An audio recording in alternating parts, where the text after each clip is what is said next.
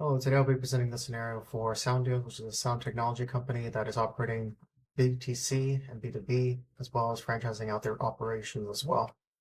Their objectives are to replace their legacy CRMs and also to implement a digital marketing strategy. They're also trying to scale with an expansion to Canada as well as the European Union. And their current system doesn't support that, including legacy CRMs that will be replaced and need to be migrated into Salesforce. First identified is that there are large data volumes that will be migrated into be mitigated through migration into data warehouse. The data warehouse will then store non-operational records that are then exposed in Salesforce via data virtualization. The assumptions I made is that Salesforce will act as a system record for CRM data, ERP will act as a system record for inventory and fulfillment, and the billing system will act as a PCI compliant payment gateway. The actors identified is that their PSRs, which are the partner sales reps, receive the sales license, sales code license, as well as digital engagement license for the ability to do live chat with the customers. They will need those for opportunity access as well as for omni-channel routing as well for lead routing as well. Distributors will receive partner community license for access to opportunities as well as for the account relationship. The customers receive customer community license for access to their own records, and the franchisees will also receive partner community license since they are partners and they will be managing opportunities within the solution. Moving on now to the system landscape, we're going to implement the org using a single org since there isn't a big differences between the implementation across different regions. I didn't see a need to have multiple different Salesforce orgs. There will be multi-language for the future, where we're rolling out to the European Union. The European Union will require multi-language and multiple language translations of the data. We'll have multi-currency enabled as well for the global reach as well for internationalization to support the expansion. The single org will have Marketing Cloud installed for the digital marketing capability. Digital engagement will also be installed for the live chat and for the video calls, live chat as well as SMS outreach, so live direct SMS. The ChargeNet will be installed as well, which will tokenize credit card information and also handle the recurrent payments. SDocs and Assign will be enabled for the ability to do document generation, PDF generation, as well as e-signature. And then Sales Code by Einstein will be enabled for the lead scoring. The public website will be persisted and facilitate the web to lead for prospective customers that are attempting to onboard or prospective businesses that are attempting to onboard with SoundDeals. And the customer portal will be enabled as well as a franchisee portal and business portal. The customer portal will have the ability for users to authenticate using OIDC via Google and Facebook. There will be a legacy billing system that will enable the payment processing that will be integrated with ChargeNet, and ChargeNet will then store the tokenized credit information for the payment processing. Marketing Cloud will also be enabled for the digital outreach and digital marketing. The ESB will be provisioned by the integration architect and expose reusable APIs for the integration with external systems, including the ERP. And then there will also be an ETL that is stood up and provisioned by the data steward that will migrate data from the legacy CRMs into the data warehouse for the cold storage and the data virtualization within the platform for historical orders. And moving on now to the ERD.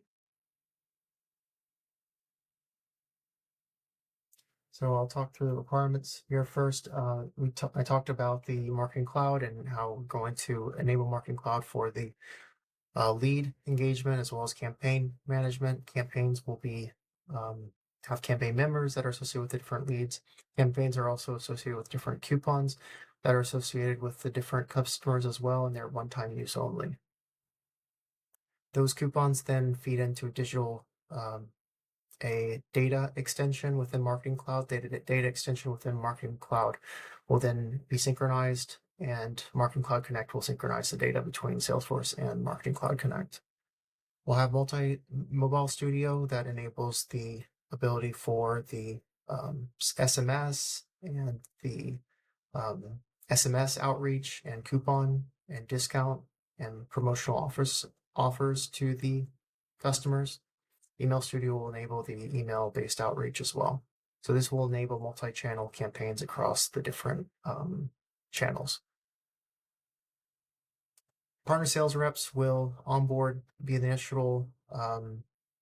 initial line to receive the distributors that are attempting to negotiate a deal with the SoundDeals. To reach out to SoundDeals, what the businesses will do, the potential customers will do, is they will fill out a form in web to lead form, and then they will receive via an omni-channel assignment the lead. The partner sales rep will receive the lead and own the lead via their queue assignment. And then they will be the one to book a meeting room, which would be based on the event object, or call the distributor using Salesforce voice. And I didn't call that out, but they'll use Sales Dialer and for the initial rollout to the United States, and then for the expansion, they'll need Salesforce voice since it is going to be international. The deals are negotiated by the partner sales reps based on the volume.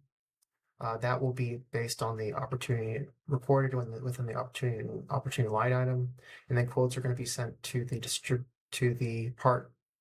partners, and quote line items will be sent to the partners, and they will then agree to a quote, which will then create a contract.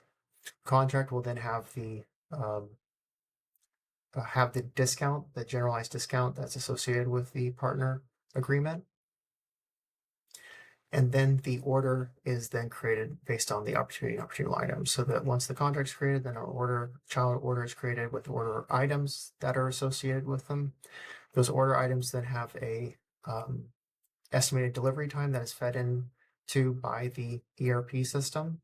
So the order is created, and enriched by the ERP using integration. And then that is fed in to the ERP as well with the estimated delivery times on the order item level. The partner sales rep will have real-time visibility into the ERP inventory to provide accurate shipping dates. This will be based on the ERP to Salesforce integration. I'm relying upon the ERP to update the order items with delivery updates based on the estimated delivery time. Whenever there's an update, it will then update that. And then when it's delivered, it will update the order item as well at that level. So they'll have visibility within Salesforce without needing to swivel chair between the two different systems. There'll also be a quick action on the order itself to generate an SDoc for the PDF that is sent an email to the dealer that includes the purchase items, the invoice amounts, and expected shipping dates. The distributors are categorized into different tiers as well. Those tiers are stored at the account level.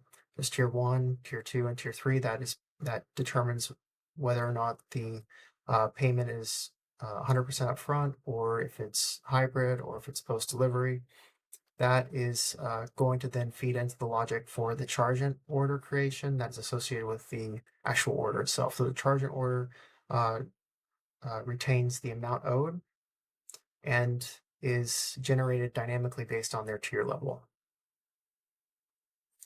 The partner sales reps and partner sales managers will receive automated notifications based on the ERP to Salesforce integration that is going to be pub sub using platform events. That includes the delivery time updates to the order item level.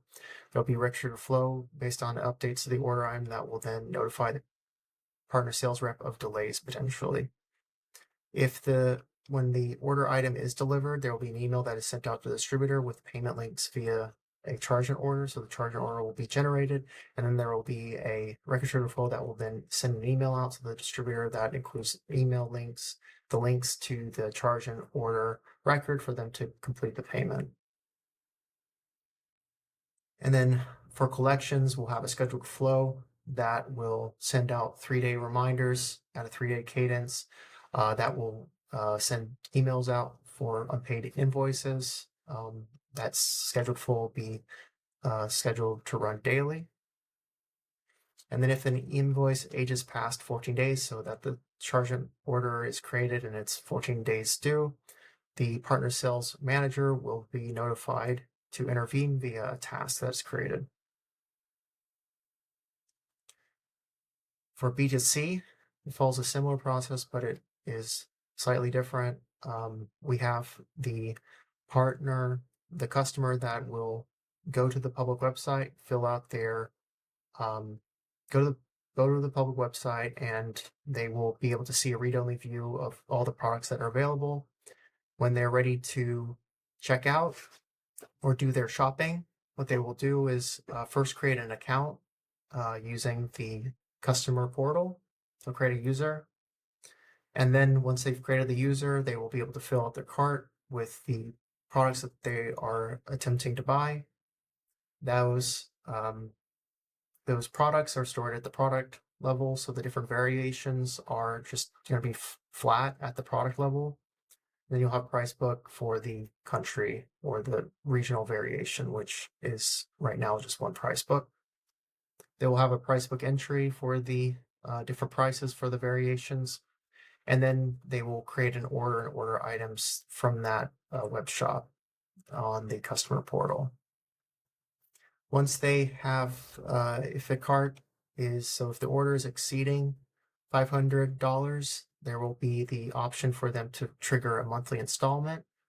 That will just be a flag on the order that will then determine whether or not the charge order will be a lump sum or if it's going to be distributed out across recurring payments. That is just a feature within Chargen.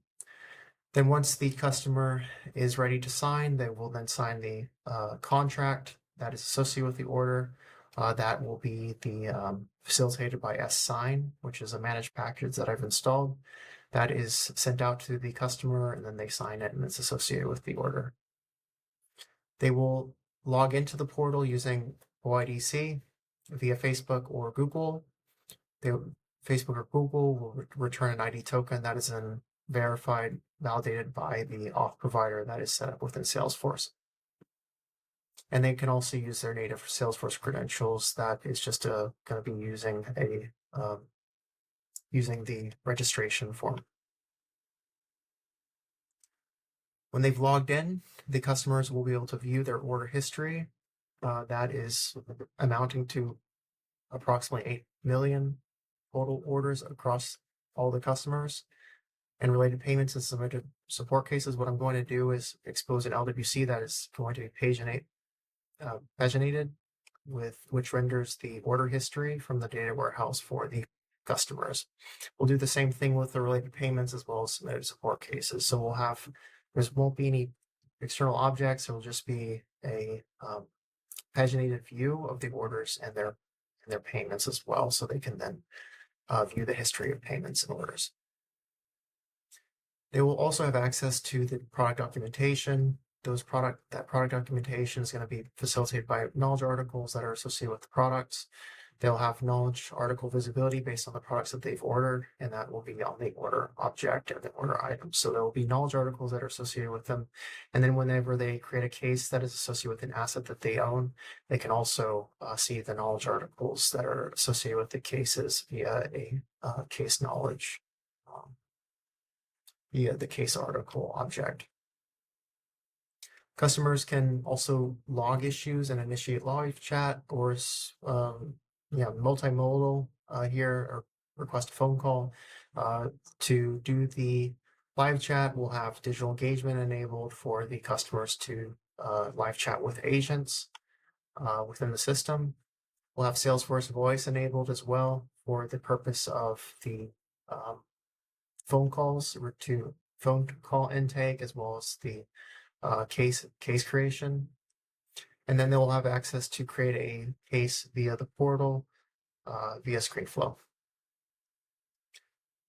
Customers have the option of buying a premium 12 month warranty. If the 12-month warranty, the warranties in general here are going to be stored within the service contract and the contract line items for the warranty that they're purchasing. The contract line items are going to be associated with the entitlements. The entitlements then have are parents to the assets that they've purchased, as well as to the eventual cases that are created. If they have a case that is created associated with the asset that they purchased. They can also extend the warranty if the service contract is expiring. They can then just simply create a new order item for that warranty, and then associate with the asset that they're attempting to cover. And then there will be a service contract that is created additionally. There will be a new service contract for that new period that they purchased. Customers will also be able to take advantage of seasonal promotional codes that are sent to their email. Those are sent via Marketing Cloud using scheduled send. And then the Marketing Cloud email includes the coupon reference via the digital data extension that includes the coupon information. And they will be a part of also the campaigns that are associated with the promotions. The campaigns or promotions that are associated with the coupons, and they're one-time use only. And then whenever a coupon is used, they're associated with the order items that is associated with the order item that's associated with the coupon that is being that is one-time use. Moving on now to the franchisees. The franchisees are managed by franchisee sales reps that operate globally and are distinct from the regional B2B, B2C sales reps. They will be, and I didn't call that on the actors, but they will have sales cloud license. They'll also have the ability to leverage Einstein lead scoring, since we have the sales cloud Einstein enabled within the org. So Einstein lead scoring will automatically, for every 6 hours, assign a score to the lead based on AI. That score is then factors into the approval matrix, where if a lead has a score greater than 90, that will automatically approve and convert the lead into a business or franchisee that's associated with the lead. If the lead has a score that's less than 70, then it's automatically rejected, and then we'll have a time lock for 3 months to ensure that we're not for 3 months enforced by duplicate and matching rules. So if a lead already exists, then they won't be able to apply for 3 months. And then if the score is between 70 and 90, then we will assign the lead to a queue. And then the franchisee sales rep will then take ownership of that lead, and then they will be automatically assigned via omnichannel. And then they will manually send an email to the lead to give remediation steps, and then they will handle the life cycle from there and the conversion as well. The approved franchisees must sign a legal agreement covering franchisee fees and royalty structures. They will be sent a contract that is then sent via S-Sign, and they will sign it, and that PDF will be associated with the contract, as well as for the account for the franchisee. The franchisees will submit quarterly sales reports using the performance object. Those performance records are associated with the price book entries, and then they are loaded via a CSV if there's a standard format, or they're entered manually via ScreenFlow, and they're associated with the price book entries, and they are established per quarter. So there will be a performance record per quarter and per product for the franchisees to submit. And then finally, the franchisee portal will have the ability for them to view their contracts. So they're associated with the contracts are associated with their accounts. And royalty statements and payment history will be exposed via an LWC that exposes the payments and payment history from the data warehouse. They will also be able to submit and place bulk inventory orders directly through the portal that will just create orders and order items. And then the contract record will store a discount rate that factors into the total price of the order and order items. Finally, under reporting and analytics, the regional managers will have the ability to view revenue forecasting and quota attainment tracking by the region using opportunity forecasting within the solution. The regional managers and sales VP will have a dashboard that identifies top selling products, declining, and overall market trends to influence ERP purchasing decisions based on the product performance via the performance object and order items. They will have access to CRMA, and I didn't call that out, but I'll add that. They'll have access to CRMA, and they'll have a CRMA license as well for the ability to do the trending reports and the volume predictions for the upcoming quarter. And then finally, the quality control reports are done by service managers and regional managers. They will require correlating specific product lines with high volume of repair and replacement cases. They'll be able to use standard reporting for that, where they report on the cases and work orders that are associated with the different assets. Those assets then look up to the specific type of product that is associated with the asset or whatever product it is. And they'll be able to then aggregate based on, aggregate by the product type and see the count of cases and work orders from there. And that concludes my presentation. Thank you very much.